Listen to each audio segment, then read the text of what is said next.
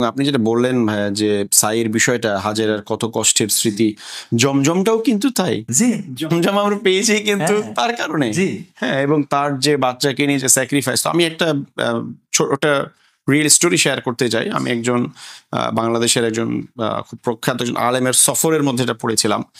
উনি কাবা ঘরের সামনে বসে আছেন। তো ওখানে একজন জমজমের পানি খাচ্ছে ওনার সামনে। তো পানি খাওয়ার পরে উনি বলছেন যে তো কোনো বিশেষত্ব বুঝলাম না পানিটার, এটাই জমজমের পানি। মানে তার কাছে ও যে মানে কোনো মানসিক শান্তি উনি বোধ করছেন না, বা ওনার মনে হচ্ছে না যে তো বাড়িতে যে পানি খাই এটা তো সেই পানি। তাহলে উনি ভেবেছিলেন জমজমের পানি হয়তো টোটালি ডিফারেন্ট কোনো টেস্ট বা সামথিং। বাট খুব তাচ্ছিল্যমূলক ভাবে বলছেন যে কিছুই তো বুঝলাম না জমজমের পানি। তো তখন উনি লিখছেন যে বলছেন আমার আসলে মানে আমি যে সজ্ঞানে বলছি তা না, আমার মুখ দিয়ে মনে হচ্ছে আল্লাহ তাআলা কথাটা বের করলো যে আপনি কি আপনার মাকে কষ্ট দেন ভাই? তো উনি তো পাশ থেকে শুনে মানে খুব থান্ডার হয়ে গেছে। কি ব্যাপার? আচ্ছা, আচ্ছা আপনি কে? পরিচয় দিয়েছে। তো বলে আপনি কিভাবে, আপনি কি আমাকে চিনেন? বলে না আমি চিনি না আপনাকে। বলে, আপনি কিভাবে জানলেন এটা? তখন যে আলেম এই কথাটা বলেছেন উনি নিজে অবাক হয়ে গেছেন যে এটা মিলে গেছে একেবারে।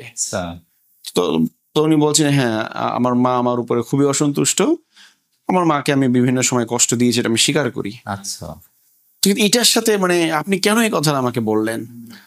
তখন সে আলেম বলছেন যে দেখেন, জমজম হচ্ছে আমাদের মা হাজেরার স্মৃতি।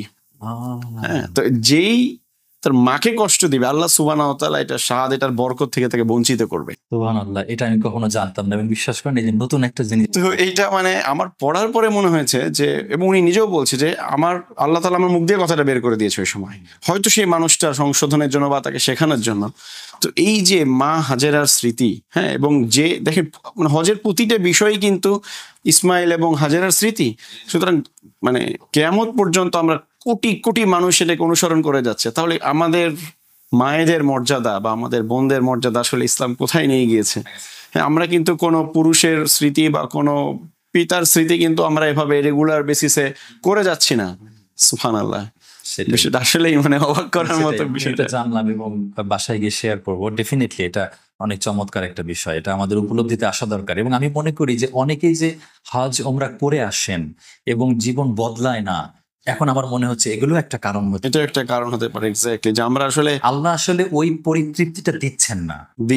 রাইট রাইট, এটাই আসলে। এবং সিরাতে যেটা বললেন এখানে মানে আমার যেটা মনে হতো, আমি যখন মসজিদে নববীতে হারামাইনে যেখানে যেতাম, আমার সবসময় মনে হতো এই যে যেখান দিয়ে হাঁটছি বা এই যে বসে আছি, এখানেই হয়তো আবু বকর রাদিয়াল্লাহু আনহু বসেছিলেন, এখানেই হয়তো আল্লাহ রাসূল বসেছিলেন। এবং এই যে ফিলিংসটা, এটা আসলে কোনো ভাষায় প্রকাশ করা যায় না। আমাদের সাথে একবার একজন ঠিক কিশোর বলবো না, একটু কিশোরের শেষের দিকে সে আমাদের গ্রুপে ছিল। তো সে ওমরা শেষ করে দেখলাম যে সে একটু মোবাইল ফোনে একটু আজে বাজে কিছু বিষয় নেভিগেট করছে। তো আমি তখন জাস্ট তাকে বললাম থামিয়ে দিয়ে যে একবার চিন্তা করে দেখো, এক্স্যাক্টলি যে জায়গায় তুমি দাঁড়িয়ে আছো এখন, তুমি হয়তো এক্স্যাক্টলি এইখানে রাসূল সাল্লাল্লাহু আলাইহি সাল্লাম বসেছিলেন, দাঁড়িয়েছিলেন। ঠিক আছে, এভাবে একবার চিন্তা করে দেখো তো যে তুমি এই জায়গায় দাঁড়ায় মোবাইল ফোনে যেই কাজটা করছিলা, এটা কতখানি ভালো কাজ।